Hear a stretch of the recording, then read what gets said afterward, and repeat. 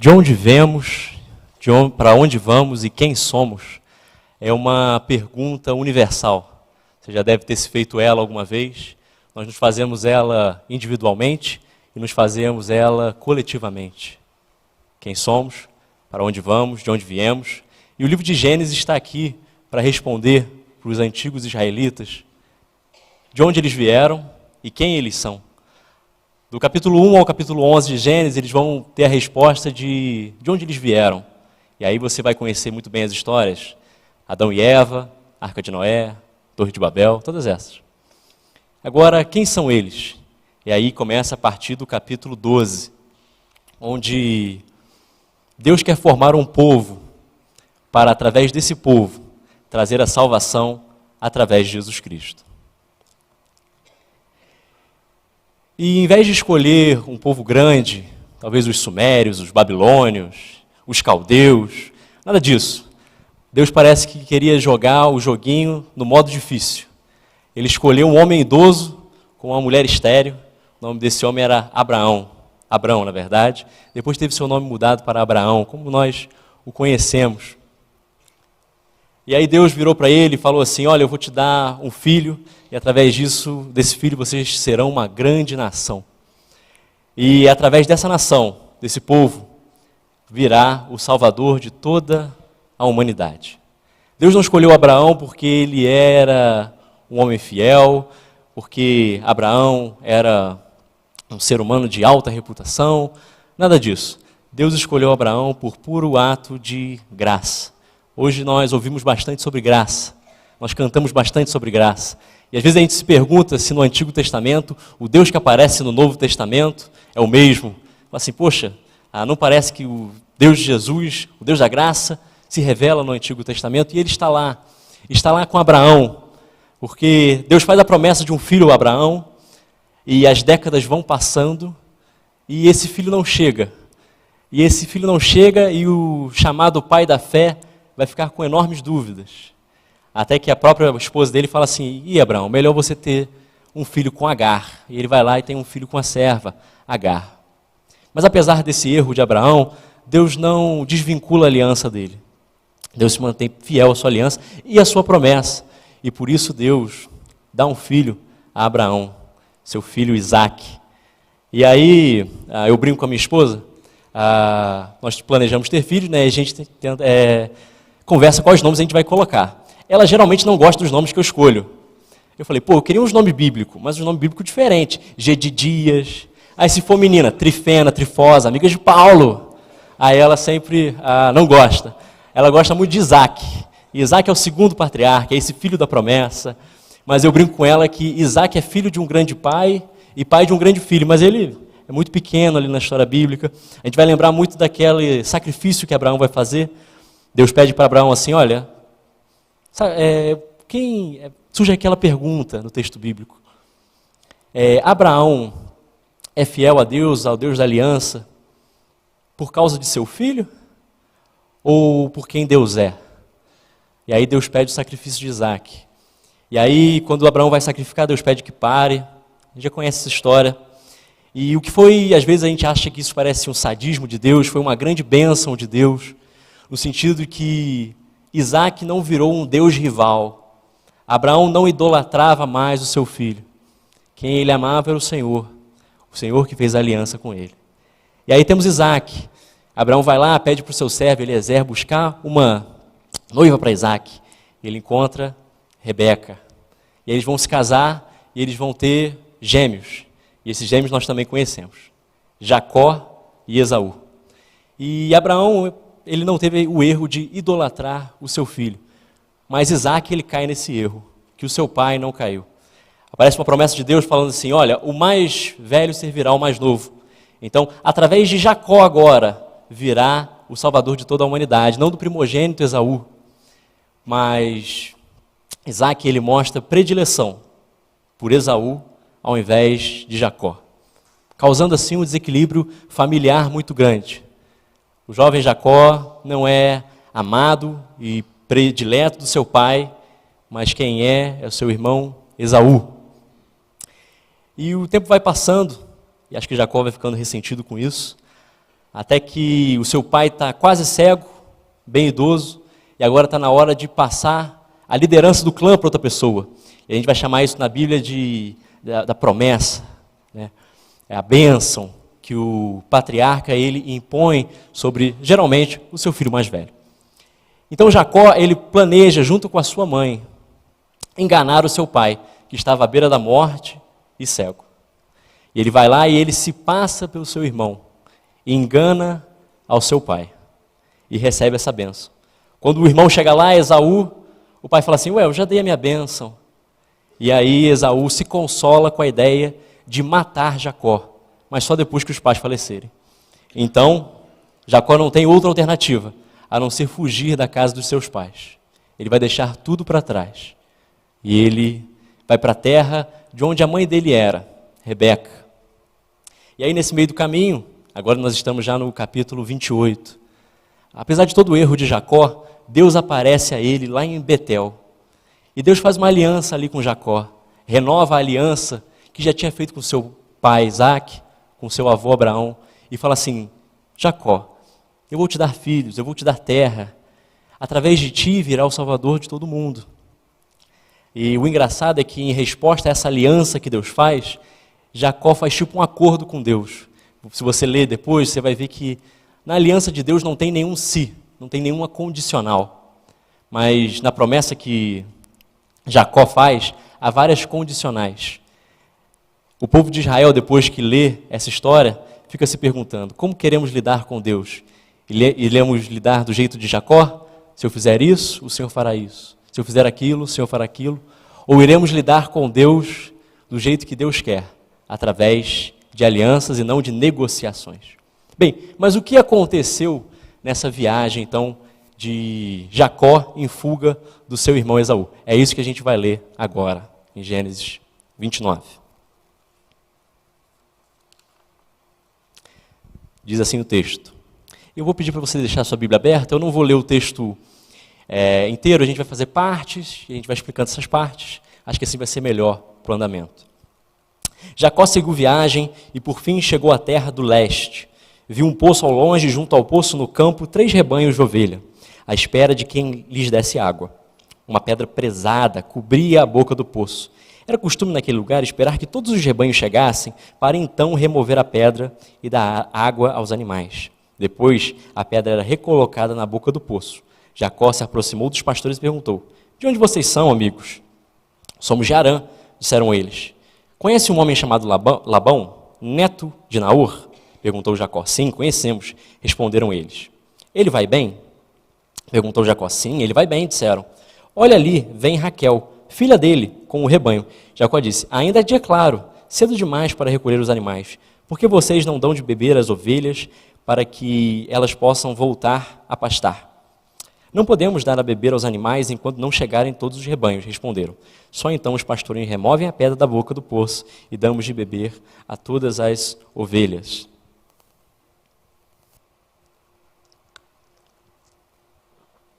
Uma coisa interessante que eu queria deixar aqui com vocês é o começo mesmo, falando que Jacó foi em direção ao leste. E se a gente for ler Gênesis toda, quando há uma caminhada em direção ao leste, sempre significa alguma coisa ruim.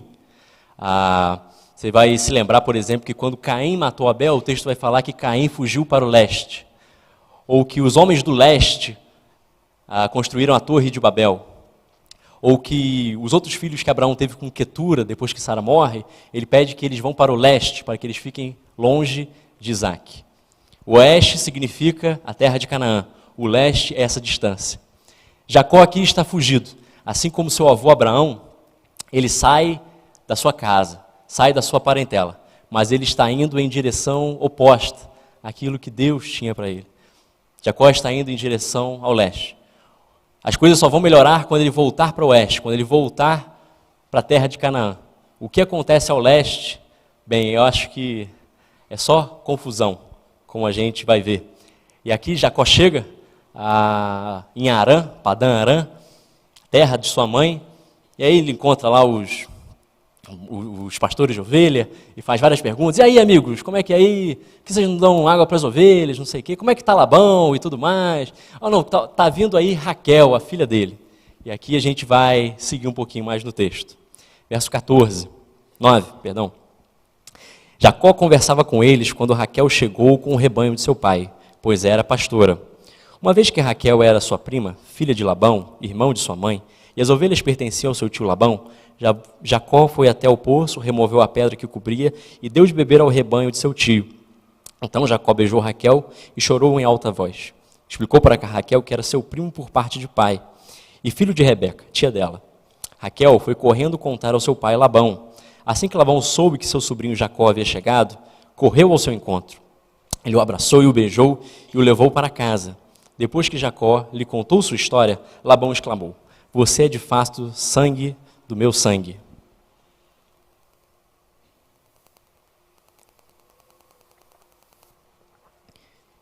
Se você já leu Gênesis ou conhece um pouco da Bíblia, você vai lembrar que essa cena repete uma outra cena. Aquela cena que eu já falei antes, que Abraão pede para o seu servo Eliezer ir buscar uma noiva para o seu filho Isaque. E aqui Jacó ele age de maneira totalmente diferente do que Eliezer agiu para buscar uma noiva para o seu pai Isaque. Acho que ele não aprendeu nada. Você vai se lembrar que Eliezer chega cheio de presente. E aí o Jacó chega como? Sem nada, fugitivo. O Eliezer, ele ora a Deus e pede assim: "Olha, Senhor, quem der água de beber para os meus camelos, é ela que vai ser a esposa de Isaque." E aqui a gente vê uma cena diferente. Eu não sei se vocês repararam na explicação por que os pastores não estavam dando água para as ovelhas. É porque aquele poço era comunitário, então tinha que esperar todo mundo chegar lá. Aí quando todo mundo chegar lá, vão abrir o poço e vamos dar água para todo mundo. Às vezes a gente fala assim: "Não, porque a pedra era muito pesada e tinha muita gente para tirar, e olha como Jacó é muito forte", e ele tira a pedra. Não foi nada disso. Ele, na verdade, ao invés do que fez o Eliezer, ele vai lá e fura a fila, abre o poço, dá água de beber para a ovelha do seu tio e não espera mais ninguém chegar. E acho que a outra coisa que chama mais atenção é que Eliezer, ele ora o caminho todo. E ao encontrar Rebeca, ele fala da sua oração e como Deus respondeu aquela oração. Já Jacó, ele não ora em nenhum momento. Ele não busca a direção de Deus em nenhum momento. Raquel foi a escolha que ele teve. Ele estava à procura de alguém e ele mesmo achou. É a nossa famosa tendência de querer resolver os nossos problemas do jeito mundano. Ele não achou Raquel pela graça de Deus, mas pelos seus próprios esforços, pelos seus próprios méritos. É isso que muitas vezes nós fazemos. Respondemos aos dilemas do mundo da mesma forma que o mundo responderia. Mas enfim, Raquel vai lá, encontra ele, dá um beijo no rosto, né? Fala o beijo no rosto, que era o costume do Oriente Médio, naquela época, e para que você, né, jovenzinho, não leia a Bíblia na carne, fala assim: "Olha, primeiro encontro já beijou, está na Bíblia." Não, não é assim, não vamos fazer isso. Vamos ler no Espírito. Enfim, ele vai lá e vai conhecer o seu futuro sogro e tio, Labão. E aí o texto vai fala um negócio engraçado. Fala que Jacó contou toda a sua história. Eu imagino como é que ele deve ter contado a história, né? "Ô, meu tio Labão, então, conhece meu pai, Isaque?" Isso mesmo. Estava meio velho, cego, aí eu fui lá, passei a perna no vovô, e aí meu irmão quer me matar. Aí eu estou aqui fugido, é por causa disso. Eu imagino que ele não contou a história desse jeito, deve ter dado uma maquiada. Mas se ele contou a história desse jeito, e pelo que a gente vai ver depois, a frase de Labão para ele vai fazer muito mais sentido. "Você é de fato sangue do meu sangue." E a gente vai ver por quê. 14b. Quando Jacó estava na casa de Labão, havia cerca de um mês, Labão lhe disse: "Você não deve trabalhar de graça para mim, só porque somos parentes. Diga-me qual deve ser o seu salário, Labão." Labão tinha 2 filhas. A mais velha se chamava Lia e a mais nova, Raquel.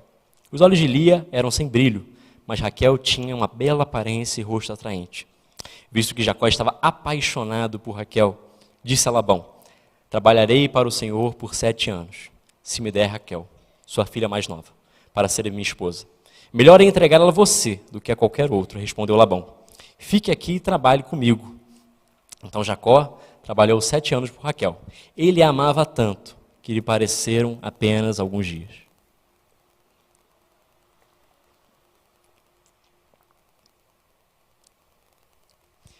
Então o texto já dá um salto de um mês para frente, parece que Jacó ficou ali na casa do seu tio, futuro sogro Labão, trabalhando.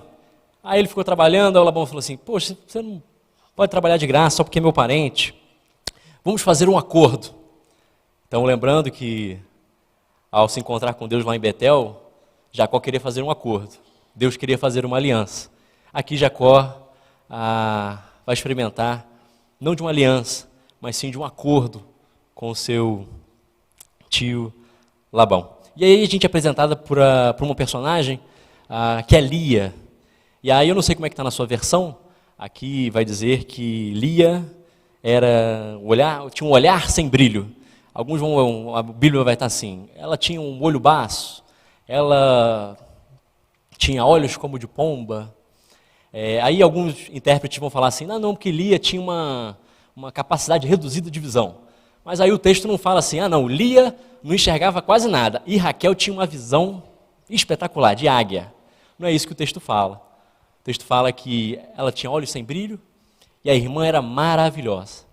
Então a gente deve interpretar que Lia, ou no mínimo era feia, ou no mínimo era mais feia que a sua irmã maravilhosa, Raquel. E aí o Jacó faz esse acordo, que sempre salta aos nossos olhos. No antigo Israel não vai ter isso de preço da noiva, né? Como a gente vê em algumas culturas até hoje. Mas aqui a gente não está no antigo Israel, a gente está bem antes disso. Mas sempre salta aos nossos olhos, e você não precisa ser um expert em Bíblia, para ver que o negócio parece ser muito vantajoso para o Labão. E parece ser um custo muito alto para o tal do Jacó. E duas informações nos mostram isso. Quando a gente vai ver as leis lá na frente, a gente vai ver que um homem solteiro, se ele fosse escravo, e no antigo Israel a pessoa era escrava por causa de dívida, ele no máximo deveria trabalhar para o seu senhor 6 anos. Jacó quer trabalhar 7 anos.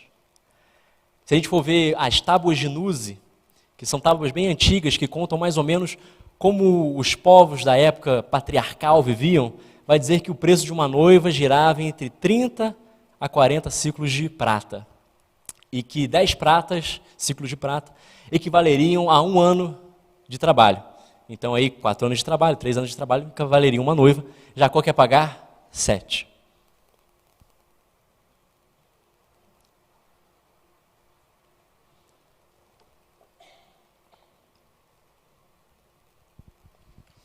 Às vezes, quando a gente chega nessa parte do texto, você já deve ter ouvido algumas pregações assim.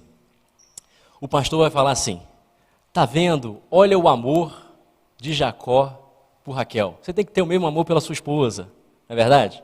Vai falar assim, jovenzinho que está à procura de alguém, tá vendo? Jacó trabalhou 7 anos, você nem trabalhar quer. Então, todo mundo já ouviu essa. Mas o texto bíblico, e nessa época, Jacó está muito fora do padrão da sua época, porque as pessoas nessa época aqui não casavam por amor romântico, elas casavam por status. Então Jacó parece muito mais que a gente do que um povo de sua época. Mas uma coisa que eu acho interessante, que romance não é um assunto muito debatido na Bíblia hebraica, pouco falado. Você vai tentar puxar aí na sua cabeça, quem no Antigo Testamento casou por amor? Ninguém. Não consegue puxar ninguém. Então parece que o assunto da Bíblia hebraica não é tanto o amor romântico. E talvez não queira ser isso que o texto quer dizer aqui para a gente. Mas um assunto é o principal de todo o Antigo Testamento. O assunto da idolatria, ele é o principal assunto do Antigo Testamento. E vamos relembrar a história emocional de Jacó. Jacó está agora sem herança, sem lugar para onde voltar. Todo mundo que ele conhecia agora está muito, muito longe. A mãe que amava ele pediu para que ele fugisse e ele nunca mais vai ver a sua mãe com vida. O pai, que provavelmente ele tinha muita estima, não gostava dele, preferiria muito mais o seu filho Saul. Quanto mais agora que ele sabe que foi enganado. Agora está esse homem aqui, fugitivo, o irmão querendo matar ele, um vazio muito grande no seu coração, um vazio emocional muito grande. E o que ele vê em Raquel? Ele vê a chance de preencher esse vazio emocional que ele tem. Mas ele transforma algo bom, que é o amor romântico, ele vai transformar em um ídolo, como nós muitas vezes fazemos. Nós somos uma sociedade que muitas pessoas daí fora, eles não vão precisar de uma religião, não vão precisar de um Deus, mas eles precisam de um motivo para viver. E às vezes a gente vai colocar várias coisas no pedestal de Deus, no trono que deveria ser de Deus. A gente vai botar o trabalho, a gente vai botar a família, ou a gente pode botar um amor romântico. Aquela pessoa vai me resolver. Se eu casar com aquela pessoa, tudo vai dar certo na minha vida. É o tal do romance apocalíptico. É uma pessoa que vai preencher o vazio. Jacó não estava procurando aqui apenas um amor romântico, mas estava procurando aqui alguém que o salvasse. Raquel seria a sua salvadora, transformando Raquel num ídolo. E por que você fala isso, Gustavo? Porque você fala que isso virou uma idolatria. Nós sabemos que algo virou uma idolatria na nossa vida quando ela cobra um preço muito alto da gente. E aqui, casar com Raquel custou um preço muito alto para Jacó. Você quer ver se alguma coisa é um ídolo na sua vida? Se o trabalho é um ídolo na sua vida? Se ele pede em troca a sua saúde, pede em troca o tempo com a sua família? Você quer saber se o seu relacionamento é um ídolo para você? É se aquela pessoa te pede demais, ela te explora, ela abusa de você, mas você tem ela ou ele como ídolo. Jacó está fazendo aqui Raquel, sua ídola. E vamos ver como é que isso vai se desdobrar lá na frente. Vamos continuar no nosso texto. Chegada a hora, Jacó disse a Labão: cumpri minha parte do acordo, agora dê-me minha esposa para que eu me deite com ela. Isso aqui é muito estranho, né? Até para os dias de hoje, isso aqui é para frente demais. Chegar para o pai da noiva e falar assim: olha, eu estou querendo fazer sexo com a sua filha, tem como acelerar um negócio aí? Já cumpri minha parte do acordo. Foi mais ou menos o que ele falou assim. Labão convidou toda a vizinhança e preparou uma grande festa de casamento. À noite, porém, quando estava escuro, Labão tomou Lia e a entregou a Jacó. E Jacó se deitou com ela. Labão deu sua serva Zilpa a Lia para servi-la. Na manhã seguinte, quando Jacó acordou, viu que era Lia. Então Jacó perguntou a Labão: o que o senhor fez comigo? Trabalhei 7 anos para casar com a sua filha mais nova, para casar com Raquel. Por que o senhor me enganou? Labão respondeu: aqui não é costume casar a filha mais nova antes da filha mais velha. Espere, contudo, até terminar a semana de núpcias, e eu também lhe entregarei Raquel, desde que você prometa trabalhar comigo mais 7 anos.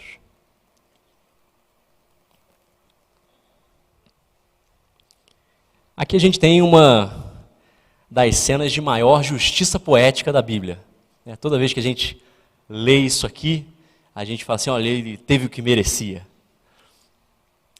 Ele combina lá com o seu sogro, fala assim: 7 anos por Raquel. E aí, no meio daquela festa de casamento que durava 7 dias, já no escuro, não devia estar bem das ideias, muito guaraná, trocou lá a noiva, que tinha um véu.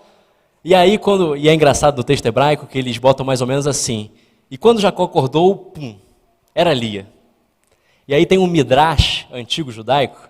Midrash é a interpretação de um rabino em cima de um texto bíblico, que vai imaginar um diálogo na manhã, seguinte, entre Jacó e Lia. Fala assim: eu te chamei a noite, Jacó falando, eu te chamei a noite toda de Raquel, e tu me respondeste sim. Mentirosa e filha de um mentiroso. Aí o que Lia vira para ele e fala assim: pode haver um mestre sem aluno? Não foi da mesma maneira que teu pai chamou Esaú, Esaú, e tu respondeste da mesma forma? Eu fico imaginando essa cena. E aí ele vai lá para o Labão e fala assim: o Senhor me enganou. E o texto bíblico ele é tão poético, que é a mesma palavra usada em hebraico lá atrás, quando Esaú fala: o que aconteceu, pai? Aí o Isaac fala assim: seu irmão me enganou. É a mesma palavra usada aqui para Jacó: você me enganou. E aí o Labão vira e fala para ele assim: olha, eu não sei como era lá na sua casa, mas aqui o negócio é diferente. Nenhum filho mais novo vai passar a perna no mais velho. Foi basicamente isso. E aí, aí ele fala assim, mas termina a semana aí de núpcias, uma semana depois tu casa com a minha filha Raquel, e mais 7 anos, pronto, tá pago. E aí no final a gente não vê aquela expressão, né? E passou como se fosse alguns dias. Parece que não passou tão rápido assim. E a gente aprende 2 lições nessa parte.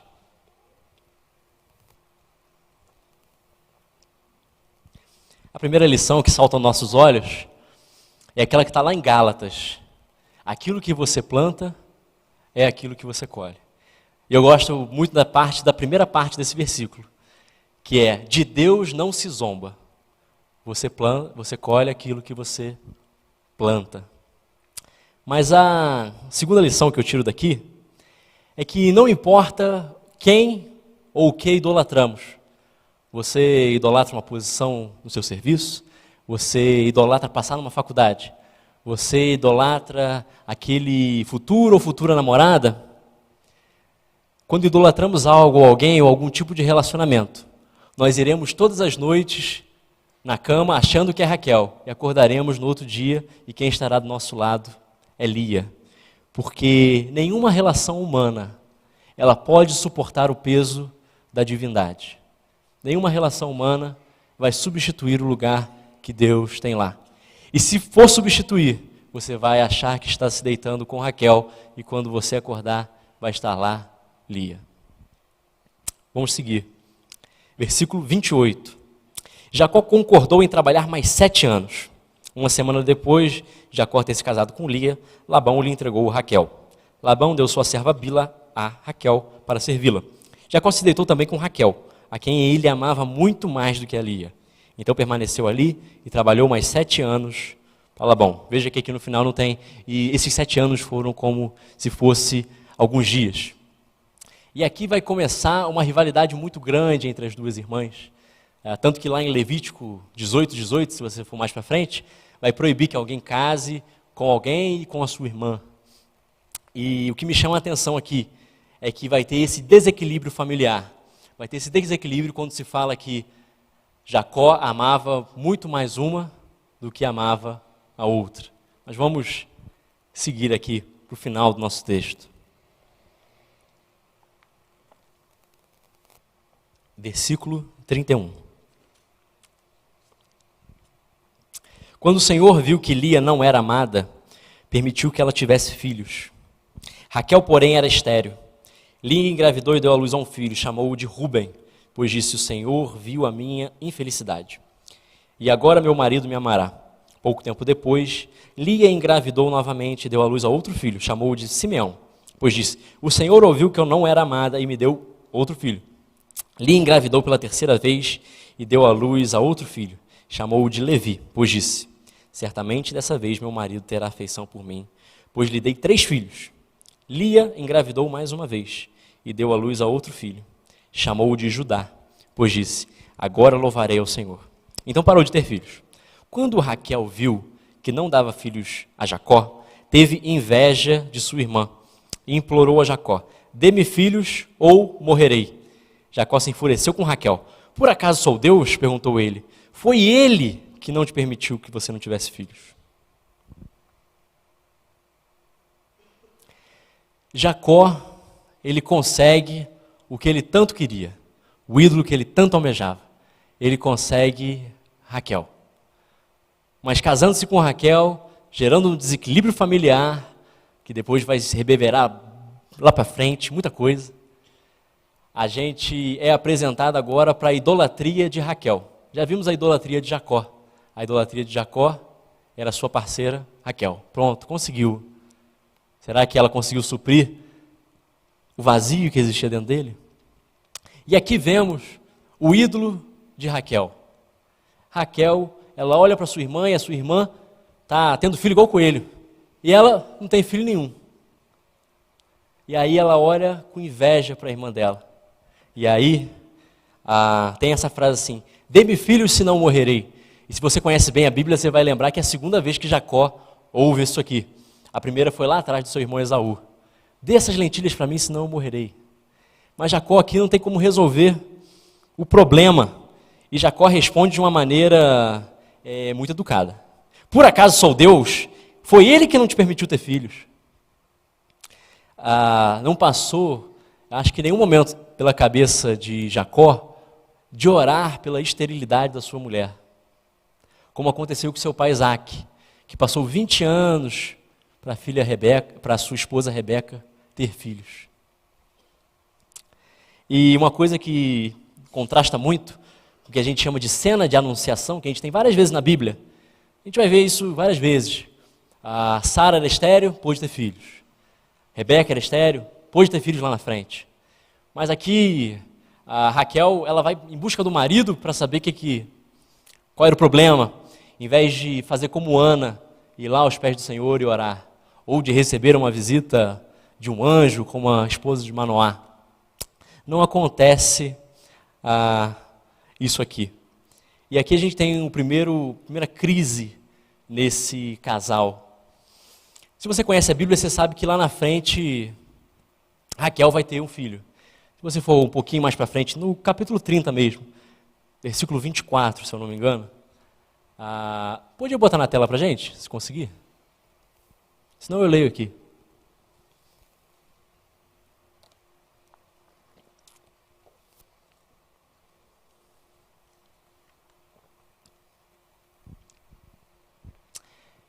E o chamou de José, pois disse, que o Senhor me acrescente ainda outro filho.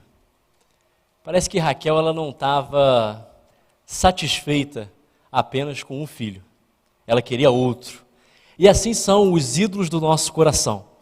Eles sempre vão querer mais da gente, e nós vamos querer mais deles, mas sempre ficaremos insaciáveis.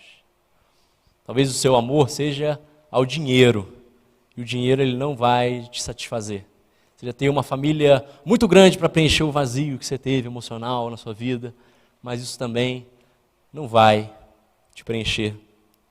E se você conhece a história bíblica, sabe que Raquel terá esse segundo filho, mas ela vai morrer no parto desse filho.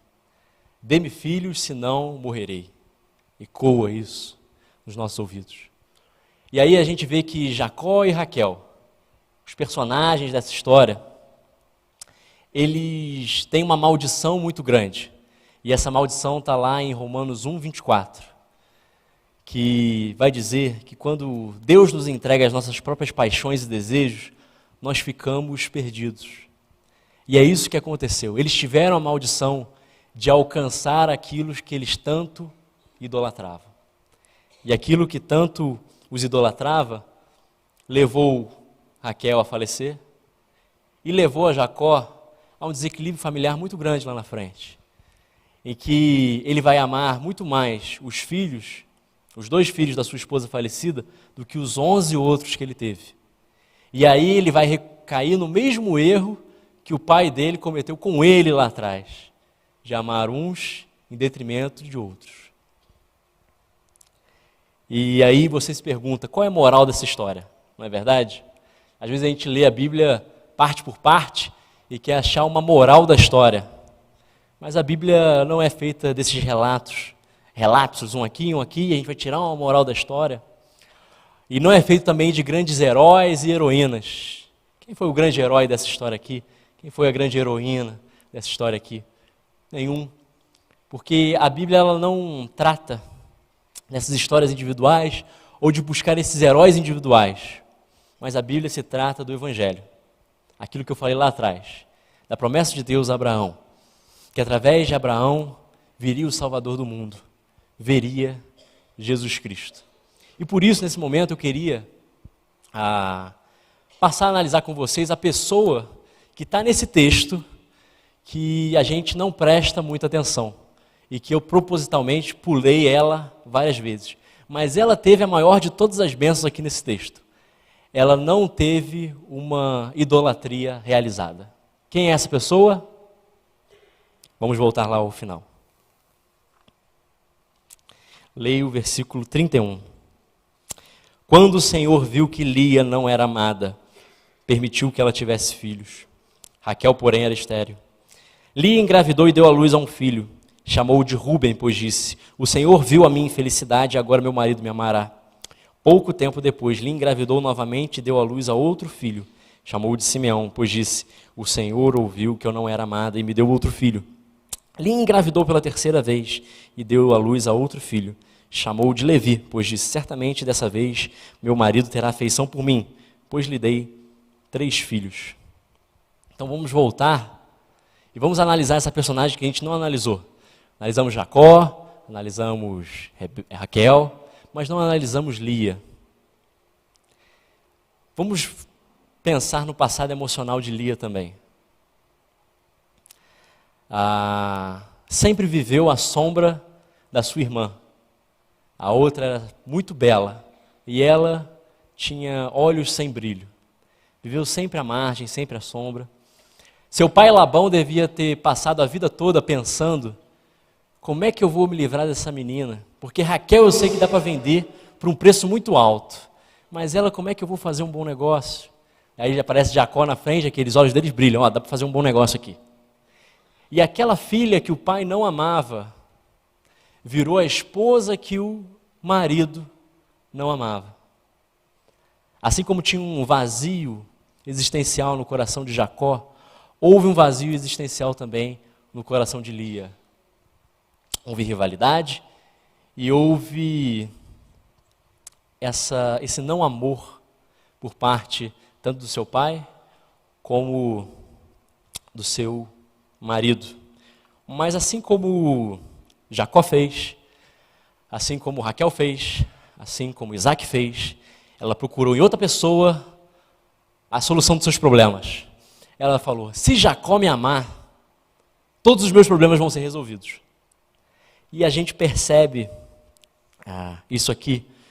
O texto vai dizer que ela não era amada, e o hebraico vai dizer senuhá, que quer dizer odiada. Mas aqui não é odiada, é muito mais realmente não amada, esquecida, deixada à margem. E acontecia isso com ela. Mas ela procurou, através de papéis tradicionais, familiares, preencher esse vazio dentro do seu coração. Ela falou assim: se eu tiver um filho, eu vou conquistar o coração do Jacó. E aí tem o primeiro filho, e aí você vai se lembrar que ela fala uma frase, como é que é mesmo? O Senhor viu a minha infelicidade, e agora meu marido me amará. E o que aconteceu? O marido não amou. Depois ela fala assim, aí tem outro filho, Simeão. Pois disse: o Senhor ouviu que eu não era amada, e me deu outro filho. Graças a Deus, então eu vou poder ser uma mãe muito boa, eu tenho agora outro filho. Depois engravidou pela terceira vez, chamou-o de Levi e disse: certamente dessa vez meu marido terá afeição por mim, pois lhe dei 3 filhos. Mas ela não consegue. Ela não foi a primeira, nem vai ser a última mulher a saber que um filho não gera o amor do marido. E agora, o que fazer? Por anos, o nascimento de um filho atrás de outro filho, e ela era obrigada a ver aquele quem ela queria como seu amor nos braços daquela que ela sempre rivalizou. Parecia que ano após ano, dia após dia, ela se enfiava num buraco maior. Uma faca era enfiada em seu coração todos os dias. Mas aí parece que houve uma mudança. E eu não sei se vocês perceberam essa mudança no final. E a gente pode ler de novo, lá no texto que vai dizer assim: Lia engravidou mais uma vez e deu o nome a outro filho, chamou de Judá, pois disse: agora louvarei ao Senhor. E parou de ter filhos.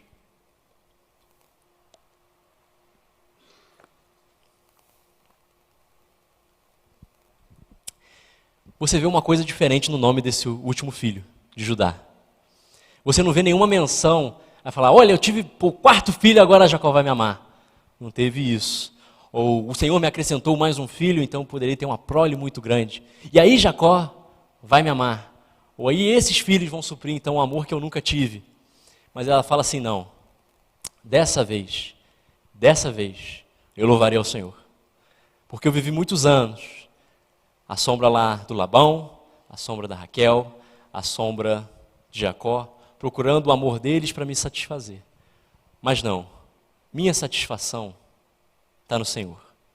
Não não importava quantas pessoas tivessem passado ela para trás, agora ela encontrou o seu verdadeiro amor. O seu amor estava em Deus. Dessa vez, louvarei ao Senhor.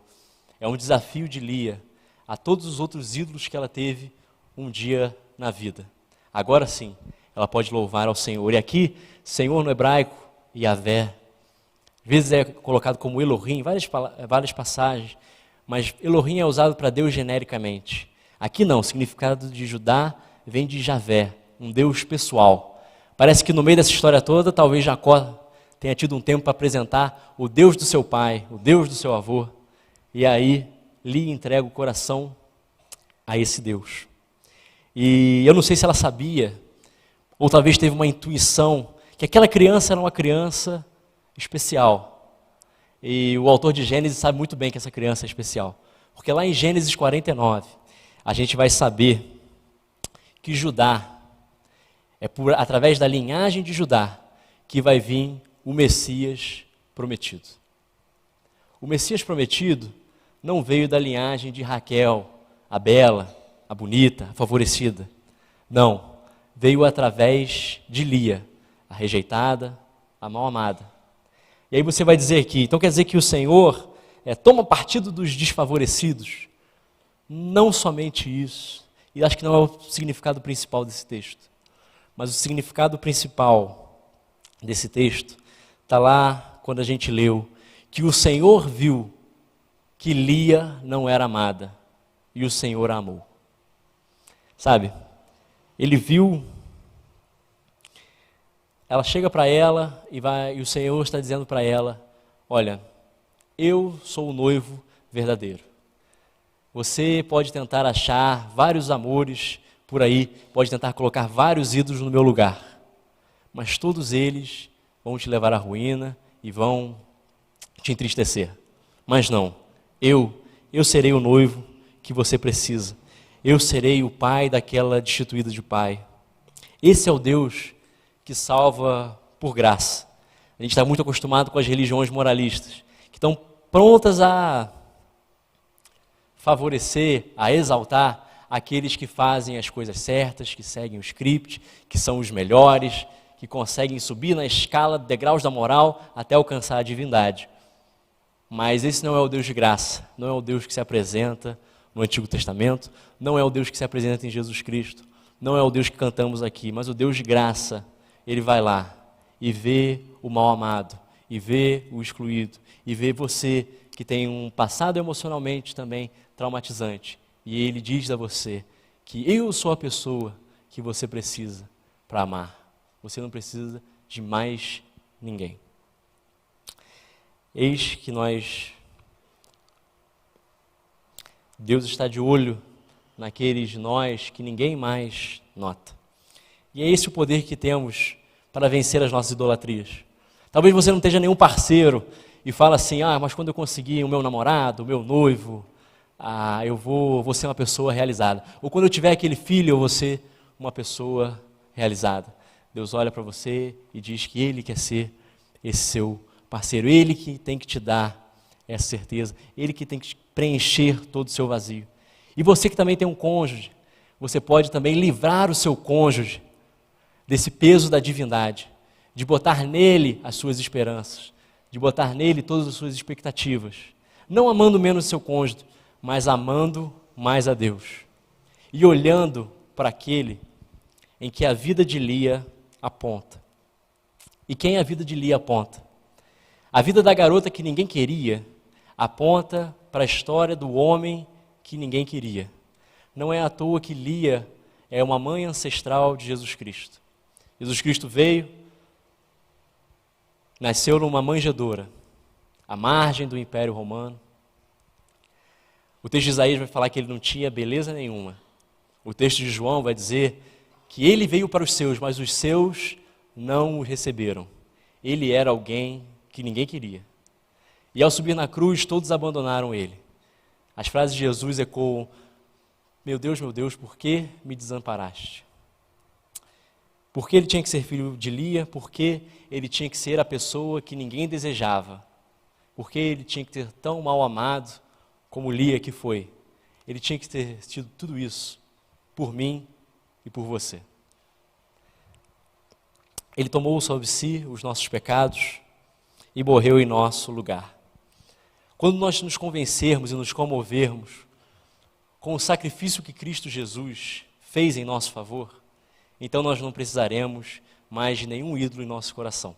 Não precisaremos massacrar mais nenhum relacionamento, mais nenhuma carreira que se queira, mais nenhum ministério que se queira, mais nenhuma família que se queira, filho que se queira. Não, porque aquilo que preenche o nosso vazio é o Senhor. Nós não precisamos de ninguém ou de nenhum relacionamento para nos redimir, porque nós já fomos redimidos. Você não vai precisar de ninguém para ser o seu Salvador, porque você já tem um Salvador. E é essa oração que eu quero fazer com vocês hoje. Vamos fechar nossos olhos? Pai eterno, Pai de amor, em Teu nome nós oramos, Pai. Obrigado pela Tua palavra, que fala aos nossos corações, pois Tu és um Deus de graça. Pai, muitos ídolos aqui, ó Deus, foram revelados ao coração de cada uma das pessoas aqui. Tu sabes aquilo que eles querem, almejam, desejam, e muitas vezes até conseguiram, mas aquilo não preencheu. Porque o único amor que pode nos preencher é Jesus Cristo. E queremos ter Ele em nossas vidas. Pai, esteja aqui com aqueles que sentem que precisam ser amados, que se sentem rejeitados, excluídos. Esteja com eles, Pai.